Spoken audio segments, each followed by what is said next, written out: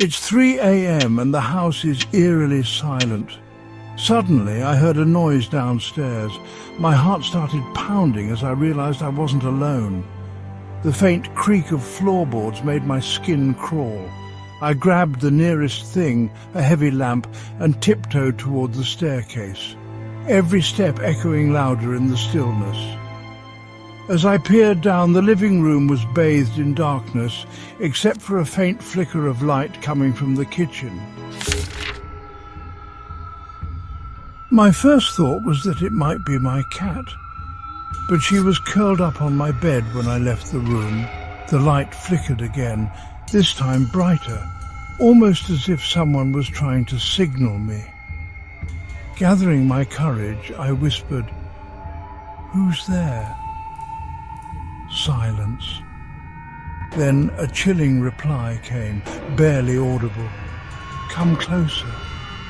My body froze. The voice was neither familiar nor human. Against every instinct screaming at me to run, I stepped down the stairs. The kitchen door was slightly ajar, and through the crack I could see shadows dancing on the walls. It wasn't the light bulb flickering, it was a candle. I pushed the door open, and the room felt like it dropped 20 degrees. On the table lay an old photograph, one I had never seen before, of a family, smiling, but their eyes were scratched out. A handwritten note was next to it, "You shouldn't have moved here." My breath quickened as I heard the faint sound of footsteps behind me. Spinning around, I saw nothing but an empty hallway. But then I noticed something even more terrifying. The photograph had changed. The family was now staring directly at me, their scratched-out eyes replaced with burning red irises. My vision blurred, and a cold, invisible hand brushed against my shoulder. I screamed, bolting out of the kitchen and toward the front door. But as I reached for the handle, the door wouldn't budge. A low, guttural laugh echoed from every direction. My phone, which I had left on the couch, buzzed frantically. Through my panic, I heard the notification tone. Gathering whatever courage I had left, I grabbed it and looked at the screen. A text message flashed. "We're already inside." That was the last straw. I ran upstairs to my room, locked the door, and dialed 911. The operator's calm voice barely registered over my own trembling words. Minutes felt like hours, but when the police arrived, the house was silent again. No shadows, no photographs, no signs of anyone ever being there. I tried explaining, but they dismissed it as a prank or my imagination running wild. But I know what I saw, what I felt. To this day, every time I hear the floor creak or see a light flicker, my heart skips a beat. Gap 3S. Just when I thought I was safe in my room, the whispers began. At first they were faint, like a distant murmur carried by the wind. But as the minutes passed, they grew louder, more insistent. I could hear them coming from the hallway, then from the walls themselves. My heart pounded in my chest as I strained to make out the words, but they were just out of reach, a sinister chorus that sent chills down my spine. Then the shadows started to move. At the edge of my vision, dark shapes flitted across the room, disappearing as soon as I turned to look. I could feel their presence, an oppressive weight that pressed down on me. Every instinct screamed at me to run, but I was frozen, trapped by the fear that if I moved, something terrible would happen. Gathering every ounce of courage, I forced myself to stand and slowly approached the door. My hand trembled as I reached for the handle. The whispers grew louder, almost deafening now. I swung the door open, and the hallway was empty, but the shadows danced at the periphery of my vision, taunting me. I moved through the house, each step a battle against the paralyzing fear. The whispers followed me, growing more urgent, and the shadows seemed to close in, wrapping around me like a suffocating shroud. I reached the living room, my breath coming in ragged gasps. and spun around, desperate to find the source of the disturbance. But there was nothing, just an empty room filled with shadows and whispers. And then, just as suddenly as they had started, the whispers stopped. The shadows retreated, leaving me standing alone in the silence. My legs gave out and I sank to the floor, my mind racing. Was it over? Or was this just the beginning of something far worse? The tension was unbearable and I knew I couldn't stay in the house any longer. I had to get out to escape whatever malevolent force had invaded my home. But even as I made my way to the front door, I couldn't shake the feeling that I was being watched, that the shadows were still there, lurking just out of sight, waiting for the right moment to strike. The next morning, as I was packing my things to leave the house for good, I felt an inexplicable urge to go up to the attic. The whispers and shadows from the night before still echoed in my mind, but something was pulling me towards that dusty, forgotten space. I climbed the creaky stairs, each step resonating with the weight of the unknown.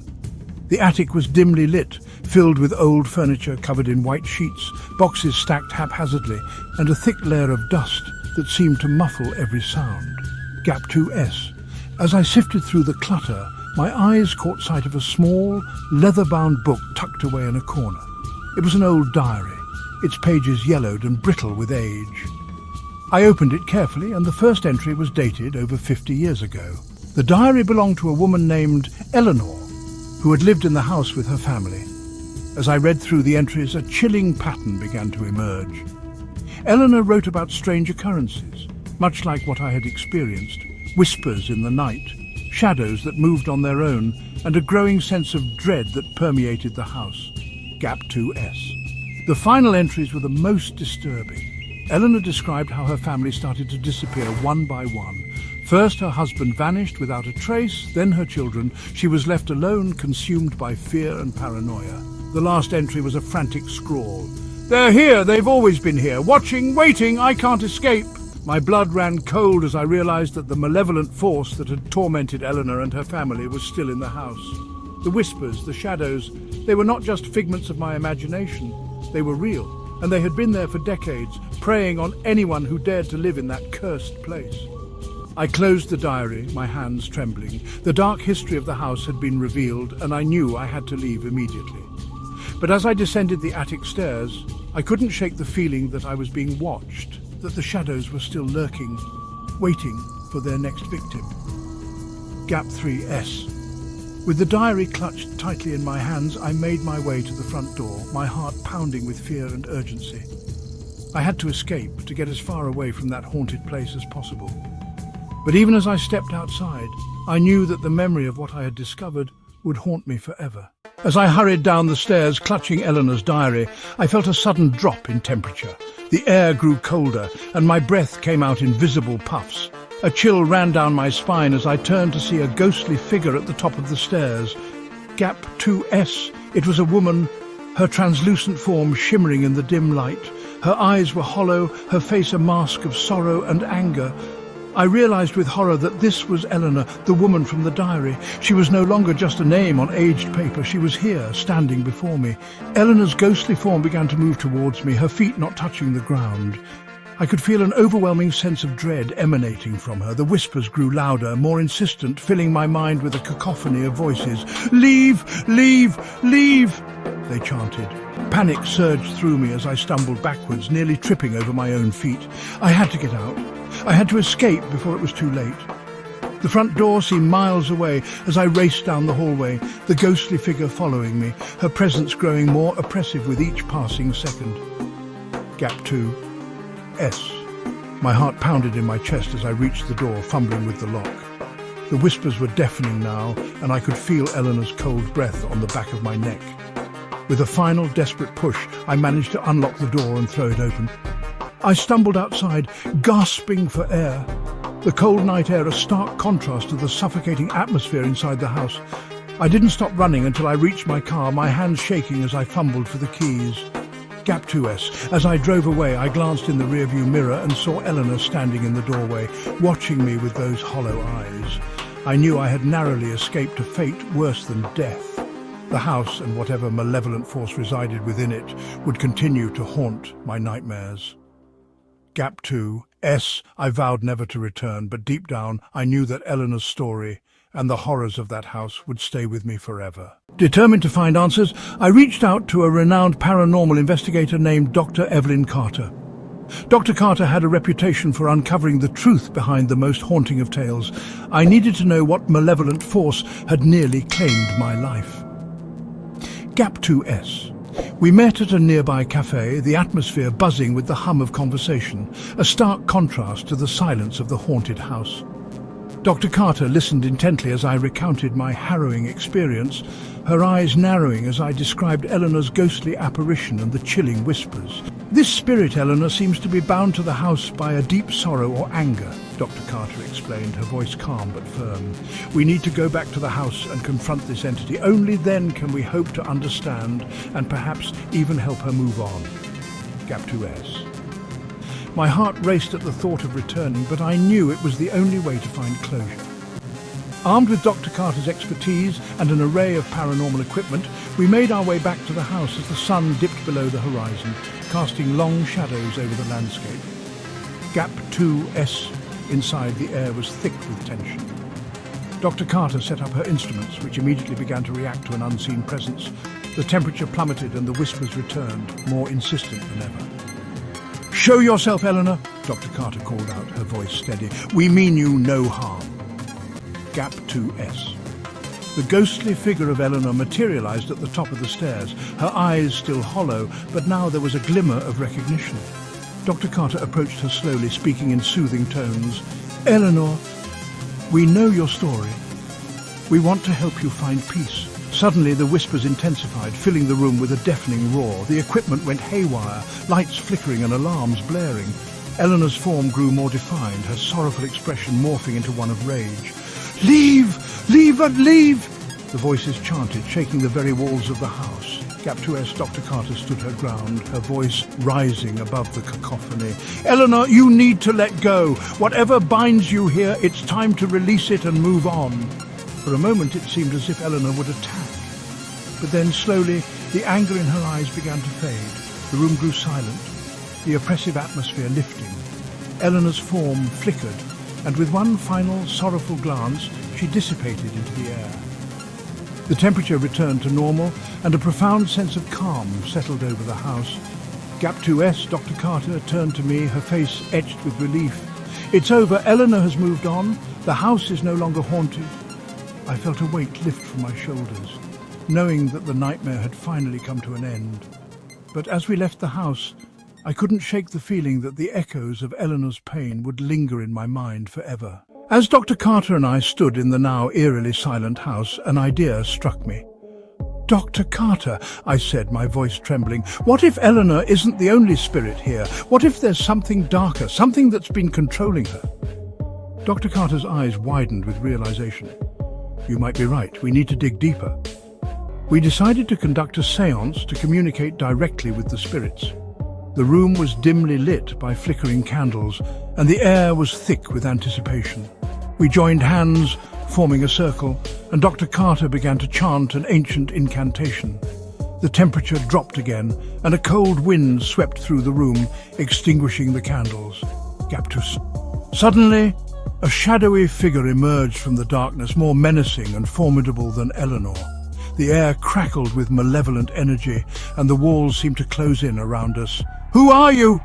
Dr. Carter demanded, her voice unwavering. The figure loomed closer, its eyes glowing with an unnatural light.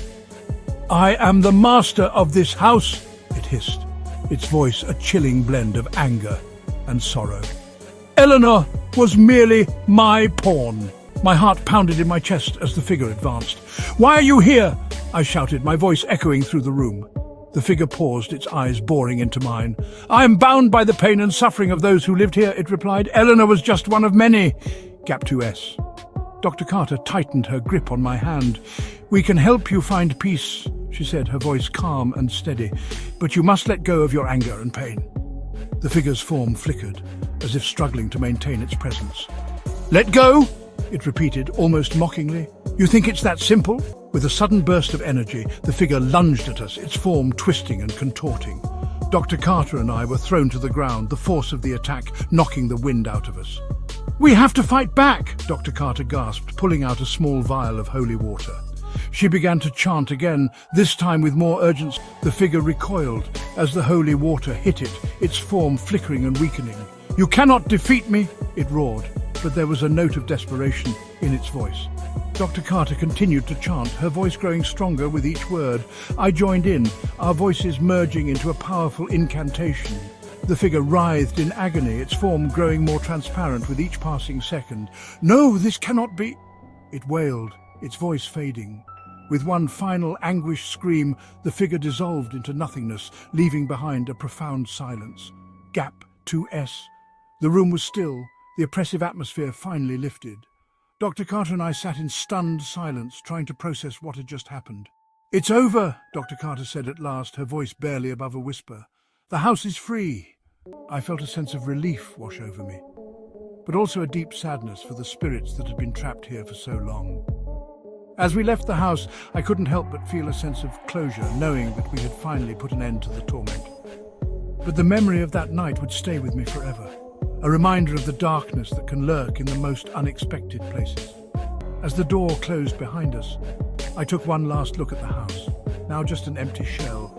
The echoes of the past had been silenced, but the lessons learned would resonate for a lifetime.